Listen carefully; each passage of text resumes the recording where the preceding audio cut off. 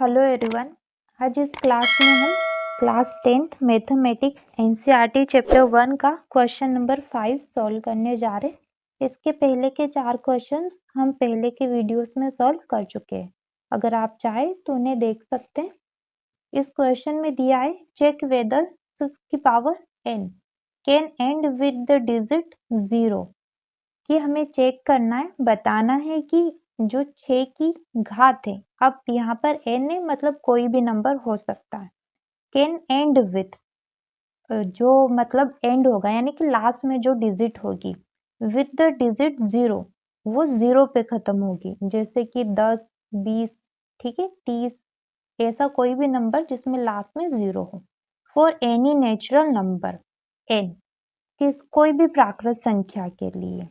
तो आंसर देखेंगे if any number ends with the digit 0, अगर ऐसा कोई भी नंबर जो अंत जिसका अंत होता है 0 पर, it should be divisible bye 10, तो उसे जो 10 से है उसका भाग चले जाना चाहिए, मतलब पूरे तरीके से डिवाइड हो जाना चाहिए। समझते हैं, ये 20 है, ठीक है, लास्ट में 0 डिजिट है यहाँ पर। अब इसे जब हम 10 से डिवाइड करेंगे तो 2 टाइम में 20 आ जाएगा। ये पूरे तरीके से डिवाइड हो गया, मतलब लास्ट में जो हमारा भागफल है वो कुछ भी नहीं बचा है, यानी कि 0 बचा है। तो ये जो नंबर है यानी कि 20 है, ये 10 से क्या है, डिविजिबल है। अगर नहीं होता तो फिर यहाँ पर हमारा कुछ बच जाता, लाइक यहाँ पे हम 21 ले लेते, 10 से डिवाइड करेंगे 2 टाइम में 20 आ जाएगा, ये 1 हमारा बच गया है। तो ये जो 21 है 10 से डिविजिबल नहीं है, लेकिन 20 जो है 10 से डिविजिबल है। और आप देख पा रहे होंगे 20 और 21 में जो लास्ट के डिजिट है हमारे, ये 0 है और ये 1 है। ठीक है, क्वेश्चन में आगे बढ़ते हैं। In other words it will also be divisible by 2 and 5 as 10 is equal to 2 into 5। और अगर हम दूसरे शब्दों में कहें तो वो नंबर 2 और 5 से भी डिवाइड हो सकता है।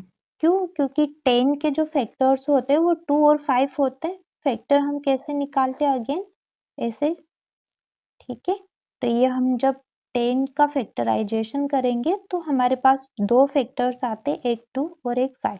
मतलब हम 220 को 2 से डिवाइड करेंगे तो तब भी ये चले जाएगा, 1 टाइम में ये कुछ भी नहीं बचा और ये 0 आ गया तो ये 0, और ये 5 से भी चले जाएगा हमारा, 4 टाइम में 20 आ जाएगा।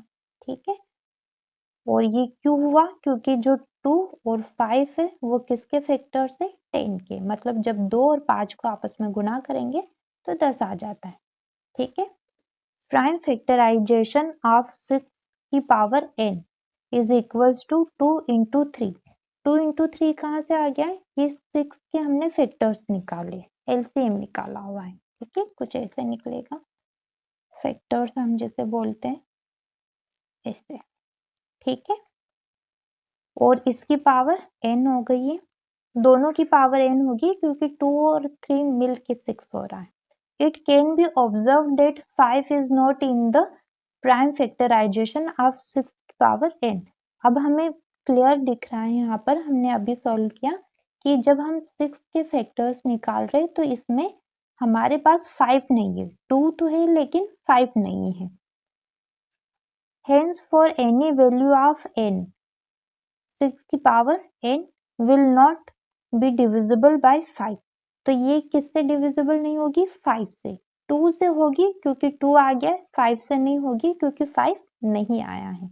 Therefore 6 to the power n cannot end with the digit 0। इसलिए जो भी हमारे पास इसके यहाँ पर जो पावर होगी वो 0 से एंड नहीं होगी, नेचुरल नंबर n किसी भी प्राकृत संख्या के लिए।